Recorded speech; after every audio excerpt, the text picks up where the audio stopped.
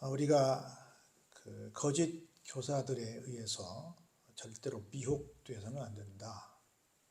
끝까지 영원한 나라에 넉넉하게 들어가기 위해서 힘써서 믿음을 잘 지켜야 한다 하는 말씀을 베드로서 1장 1절로부터 11절까지 말씀을 통해서 확인하면서 우리의 신앙을 다시 한번 다지는 그런 시간을 지난주에 갖게 되었습니다. 오늘은 그 말씀에 이어서 12절부터 성경에 대한 이야기에 대한 얘기를 조금 해보려고 합니다. 그러므로 너희가 이것을 알고 이미 있는 진리에 서 있으나 내가 항상 너희에게 생각나게 하려 하노라. 이렇게 시작을 합니다. 앞에 있는 우리가 단단히 마음 먹고 어떤 유혹에도 빠지지 않는 그리스도의 영원한 나라에 들어가게 되는 넉넉한 믿음을 갖기 위해서는 우리가 항상 어디에 서 있어야 되냐면 이것을 알고 있는, 이미 알고 있는 진리에 서 있어야 된다. 우리가 이런 생각들을 좀 해보는 사람들이 있는 것 같아요. 믿음이 성장해야 된다라고 하는 어떤 생각 때문에, 좀 심하게 말하면 강박관념 때문에 뭔가 새로운 계시를 추구하고 막 새로운 어떤 것들을 막 찾으려고 막 힘쓰는 사람들이 있습니다. 그러다 보면 자기도 모르는 새에 이상한 곳에 빠지는 경우들이 종종 있는 것을 봅니다. 그래서 제가 볼 때는 정말 해 아래 새 것이 없다는 말씀이 진리 중에 진리라고 봅니다. 아마 교회에서 좀 뭔가 부족한 것 같아. 우리 목사님이 뭔가 좀 부족한 것 같아. 내가 알고 있는 어떤 지금까지의 성경 지식이 부족한 것 같아. 해가지고 뭔가를 자꾸 다른 곳을 기웃거리다 보면 엉뚱한 데 빠지는 경우들이 많다. 특별히 이단들이 성도들을 유혹해가는 것 중에 한 가지가 뭐냐면 여기 오면 특별한 성경 공부를 할 수 있습니다 하는 것이 이제 그들의 하나의 유혹의 어떤 요건이 되는데, 이런 것들이 참 문제가 될 수 있다는 말씀을 드려봅니다. 그래서 이미 있는 진리에 서 있는데 항상 우리에게 생각나게 하려 한다. 우리가 기억할 것은요, 우리가 늘 말씀을 묵상하고 늘 설교를 듣고 이렇게 있으면 우리 생각에 내가 머리가 별로 좋지 않아서 한쪽으로 듣고 한쪽으로 다 나가는 것 같아요. 하나도 기억이 없는 것 같아요. 그런데 신기한 것은요, 성령께서 내가 필요할 때마다 그 말씀이 생각나게 합니다. 물론 정확하게 머리가 별로 안 좋아서 몇 장, 무슨 책 몇 장 몇 절에 있다 이렇게까지는 생각이 안 날 수도 있는데 그때 필요한 말씀을 생각나게 하시는 거예요. 성령님은 생각나게 하시는 분이십니다. 그런 거로 늘 항상 나에게 생각나게 하시는, 그 필요할 때마다 그 말씀에 다시 떠오르게 하시는 그 하나님을 믿고 감사하시고 그 말씀을 무기로 삼고 나가는 여러분 되시기를 바랍니다. 그러면서 내가 이 장막에 있을 동안에 너희를 일깨워 생각나게 함이 옳은 줄로 여기노니. 장막에 있을 동안이 언제요? 내가 살아있는 동안이라는 거죠. 살아있는 동안에 내가 나에게 필요한 말씀이 계속 생각난다. 얼마나 감사해요. 우리 그런 얘기 하잖아요. 마지막 임종하기 직전까지 우리가 기억해야 될 이름은 예수 그리스도는 나의 구주가 되십니다. 내가 오늘 이 세상을 떠나도 나의 구주 되신 예수님 믿고 나가면 나는 반드시 천국에 갈 수 있습니다. 이것을 어떻게 해요? 생각나게 하시고 이것을 믿게 하시고 이 말씀 굳게 붙들고 기도하면서 우리가 마지막 순간까지 우리 숨질 때 되도록 늘 찬송하면서 주께도 나가기 원합니다 그랬는데, 우리 잘 아는 것처럼 찬송은 곡조 있는 기도요, 기도는 곡조 없는 찬송이다 이렇게 말을 했는데, 그렇게 기도하면서 찬송하면서 주님 품에 안기면 얼마나 좋아요. 여러분, 어떤 목사님들은 그렇게 유언하고 가신다 그러잖아요. 나를 위해 곡하지 말고 내가 죽걸랑 나를 위해 즐거운 찬송을 불러다오. 왜? 나는 천국으로 가니까 나를 위해 축제의 노래를 불러다오. 기가 막힌 말씀이라고 생각이 듭니다. 그래서 내가 이 세상에 있는 그 순간까지 그 하나님의 말씀이 어떻게 됐으면 좋겠다? 생각나게 했으면 좋겠다. 나를 일깨워 다른 것이 생각나는 것이 아니라 하나님의 말씀이 생각났으면 좋겠다. 그러려면 두 가지 전제 조건이 있어야 되겠죠. 하나는 내가 열심히 하나님의 말씀을 읽어야 되겠죠. 또 하나는 내가 열심히 하나님의 말씀을 들어야 되겠죠. 그러면 내가 읽고 들은 말씀에 의해서 그것이 언젠가 필요할 때마다 생각나게 될 줄로 믿습니다. 그 얘기하는 겁니다. 이는 우리 주 예수 그리스도께서 내게 지시하신 것 같이 나도 나의 장막을 벗어날 것이 임박한 줄을 알미라. 베드로 사도도 생각합니다. 나도 내가 가만히 보니 이제 이 세상을 떠나서 천국 갈 날이 얼마 안 남은 것 같아. 그런 거로 나도 나한테 말하는 거야. 내가 마지막 그 순간까지 하나님의 말씀이 내 속에 있어서 그 말씀이 떠올라서 그 말씀 붙들고 천국 가는 그런 심령이 됐으면 좋겠다 하는 나에 대한 다짐이고, 여러분들도 나처럼 그렇게 마음 먹고 살았으면 좋겠다 하는 겁니다. 내가 힘써 너희로 하여금 내가 떠난 후에라도 어느 때나, 자기가 떠나는 건 어디로 가는 거예요? 천국 가는 거지요. 이런 것을 생각나게 하려 하노라. 주의종으로서 늘 그 말 안 해요. 내가 여러분들께 그동안 설교했던 모든 내용들이 여러분들에게 생각이 나서 내가 먼저 떠난다 할지라도 그 말씀이 계속 여러분들 속에 살아서 역사하기를, 여러분들을 움직이기를 바랍니다 라고 하는 정말 유언 같은 이야기, 유언이지요. 그렇게 지금 얘기를 합니다. 그러면서 우리 주 예수 그리스도의 능력과 강림하심을 너희에게 알게 한 것이 교묘히 만든 이야기를 따른 것이 아니요, 우리는 그의 크신 위엄을 어떤 사람이다? 직접 본 사람이다. 친히 직접이에요. 자, 우리 주 예수 그리스도의 능력을, 또 우리 주 예수 그리스도께서 강림하심을 나는 너희에게 계속해서 지금까지 알게 했다. 쉽게 말하면 설교자의 설교의 내용이지요. 설교의 내용이 뭐다? 예수 그리스도의 능력을 전달하는 거지요. 그리고 예수 그리스도께서 강림하실 것이다. 우리한테는 지금 뭐겠어요? 재림하실 것을 가르치는 것이 설교자의 일인데, 이것은 성도들을 꼬드겨서 어떤 목적을 달성하고자 하는 교묘히 만든 이야기가 아니다. 그건 뭐예요? 그의 크신 위엄을 우리가 직접 본 것을 목격자로서 증언하는 것이다 라고 지금 말씀을 하고 있는 겁니다. 그래서 내가 여러분들이 살아 생전 그리고 임종하는 그 순간까지 계속 기억났으면 좋겠다라고 하는 그 말은 뭐다? 내가 직접 친히 본 거다. 내가 실제 목격자다라고 하는 말씀을 힘주어 이야기하고 있는 겁니다. 그러면서 지극히 큰 영광 중에서 이러한 소리가 그에게 나기를, 이는 내 사랑하는 아들이요 내 기뻐하는 자라 하실 때에 그가 하나님 아버지께 존귀와 영광을 받으셨느니라. 이 소리는 우리가 그와 함께 어디 있을 때? 거룩한 산에 있을 때 하늘로부터 난 소리다. 우리가 직접 들은 소리다. 어디 있어요?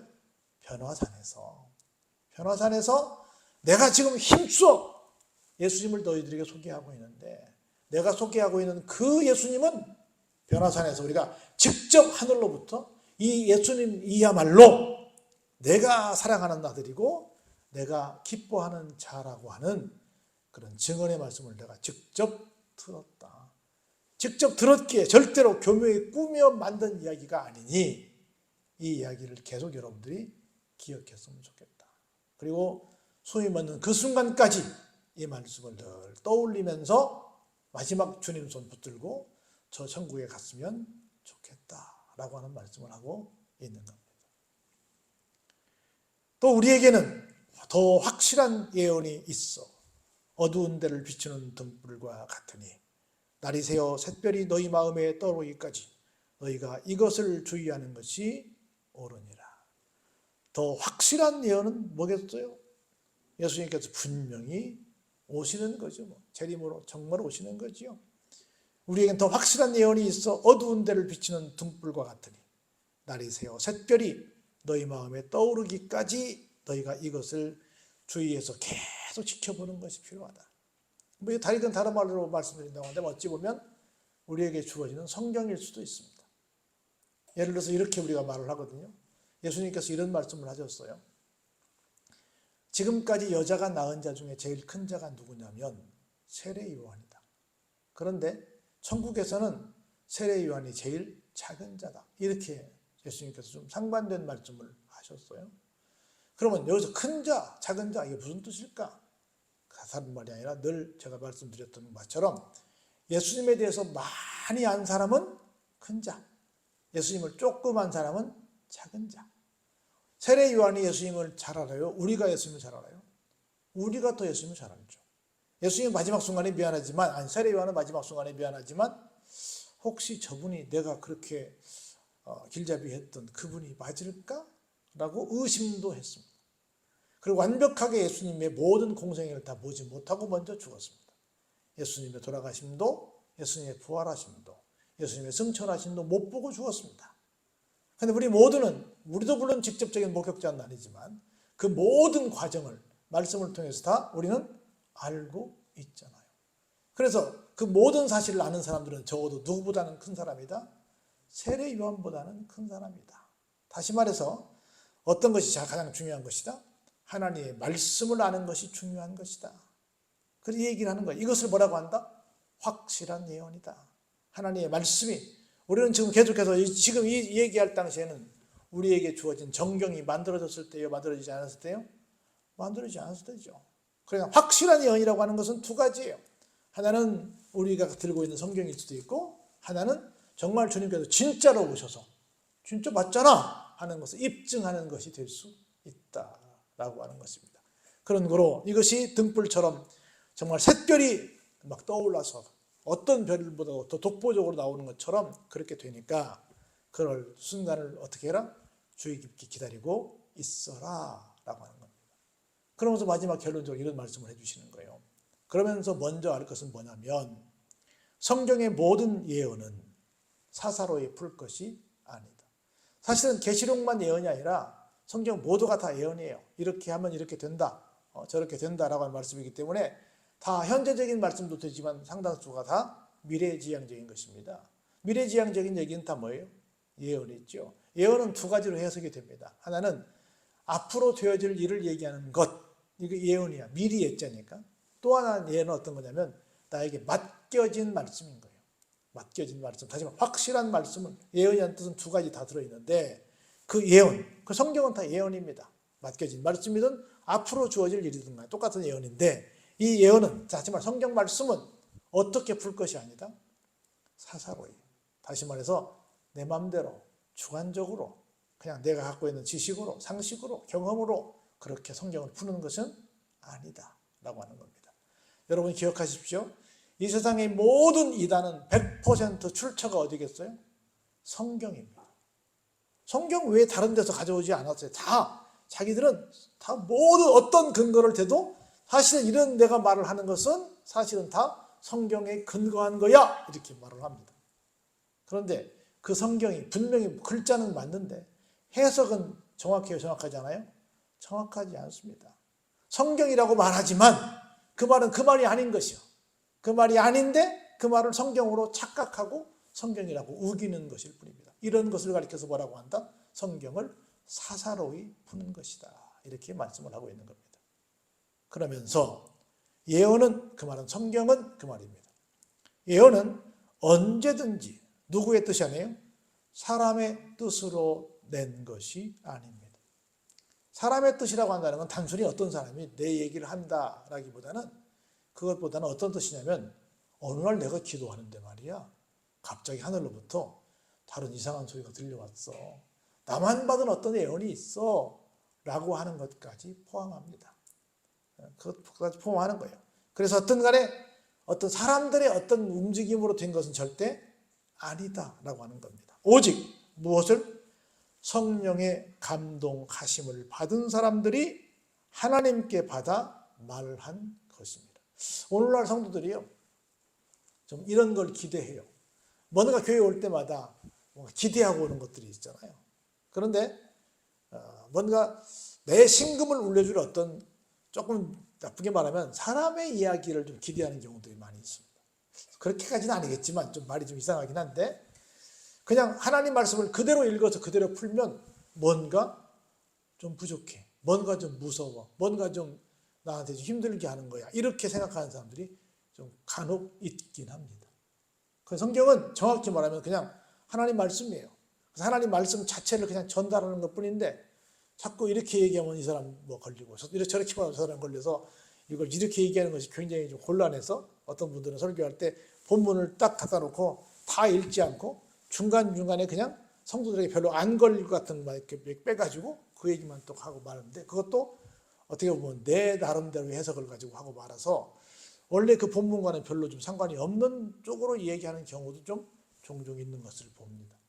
뭐 다른 목사님들 제가 비난하는 건 아니고 우리가 하나님 말씀을 전할 때 있는 그대로 가감하지 말라 그랬잖아요. 보태지도 말고 빼지도 말라 그랬는데 빼고 보태는 일을 마음대로 하는 경우도 있지 않나 하는 생각을 좀 해봅니다. 그래서 절대로 성령의 감동하심을 받은 사람들이 내가 지어내서 말하는 것이 아니라 어떻게 하는 것이다? 하나님께 받아서 그대로 전달하는 것이다. 설교는 내 말이에요? 하나님의 말씀이에요? 하나님의 말씀이 돼야죠. 하나님의 말씀이 되는데 물론 뭐 때로는 간증도 하고 하나님이 나에게 역사하신 것을 물론 전할 수도 있긴 한데 본질적인 건 뭐다? 하나님의 말씀이다. 물론 필요에 따라서 그걸 조금 더 성도들이 이해하기 쉽게 어떤 사람의 상황을 들어서 얘기할 수 있긴 하지만 그것이 주가 돼서는 안 되고 하나님의 말씀이 주가 되어야 한다. 근데 주객이 전도될 때가 좀 있는 부분이 있는 것 같아서 조금은 아쉬운 마음을 가질 때가 있습니다. 그래서 결론입니다. 어떤 경우에도 우리는 늘 진짜 하나님의 말씀이 내 속에 있어서 내 속에서 그것이 내세 늘 생각나서 내가 생명 거두는 그 순간까지 그 하나님 말씀을 붙들고 가는 성도가 되어야 되겠다. 이게 기준이 되어야 되겠다. 다른 것이 기준이 되면 큰 낭패를 본다. 그래서 말씀이 기준이 되는 우리 삶이 되자. 늘 말씀을 듣는데 말씀을 읽는데 말씀을 내 속에 새겨놓는데 말씀을 내 머릿속에 가득가득 채워놓는데 최선을 다하는 삶을 살자. 이것이 우리가 나고자가 되지 않는 진짜 성도의 길을 걷는 것이다. 이걸 당부하고 있는 베드로의 말을 들으면서 오늘 우리 모두가 말씀에 더욱더 매진하는 삶을 사시기를 주의 이름으로 축원합니다.